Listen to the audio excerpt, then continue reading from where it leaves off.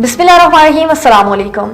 Avon TV के news studio से मैं हूं अली शाबासी। शामिल करेंगे न्यूज हेडलाइंस। पाकिस्तान को हॉट स्टेट बनाने के लिए अमली इकदाम शुरू। कमेटी अफगानिस्तान बाशिंदों की वापसी के अमल की निगरानी करेगी। तमाम कमेटी तकाइज की निशानदेही करके सिफारिशात मरतब करेगी।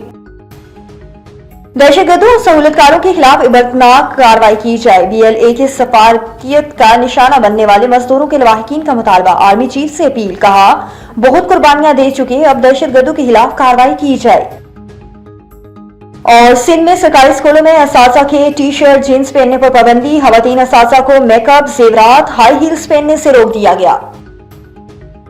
हेडलाइंस आपने जानी, रुक करते हैं तफसीली खबरों की जानिब। डेरा अल-नय्यार में दस्ती बम बरामद। जाफराबाद पुलिस की फौरी कार्रवाई। दस्ती बम नाकारा बना दिया गया। डेरा अल-नय्यार पुराना बस अड्डा के करीब नामालूम अफराद दस्ती बम फेंक कर फरार होने की कोशिश की, जिस पर डेरा अल-नय्यार पुलिस ने फौरी कार्रवाई करते हुए नजदीकी इलाके को खाली कर दिया। बम स्क्वाड ने दस्ती बम को नाकारा बना दिया, जिससे शहर मजीद नुकसान से बच गया। शहरियों की जानिब से डेरा अल-नय्यार पुलिस की फौरी कार्रवाई को सराहते हुए कहना था कि पुलिस की फौरी कार्रवाई से शहरियों की जानी माली नुकसान से बचाकर दहशतगर्दों के असाइम को खाक में मिला दिया। शहरियों का कहना था कि ऐसे हालात में शहर में सिक्योरिटी सख्त की जाए ताकि ऐसा नाखुशगवार वाकया दोबारा पेश न आए। और अल-हिकमत फाउंडेशन सकरैन की तरफ 100 मुस्तही खानदानों में महीने भर का राशन तकसीम किया गया। तकरीब मकसी शादी लान में मुनक्किद की गई। इस मौके पर खिताब करते हुए अल-हिकमत फाउंडेशन सिंध के regional deputy director Kanwar Rashid Mukarram ने कहा है कि मुश्किल हालात में जरूरतमंद अफराद का ख्याल रखना इंसानियत की मेराज है।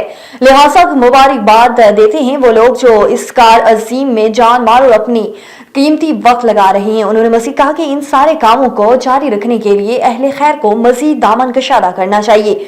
तकरीब से अमीर जमात इस्लामी सकरन राव जुबैर, आशिक हुसैन पठान, मोहम्मद यूसुफ राजपूत, कंवर हसन राशिद और दीगर ने भी खिताब किया। एवन टीवी के न्यूज स्टूडियो से फिलहाल के लिए इतना ही। मजीद खबरों और अपडेट्स के लिए देखते रहिए एवन टीवी। एवन टीवी, सब पे नजर, अंदर की खबर।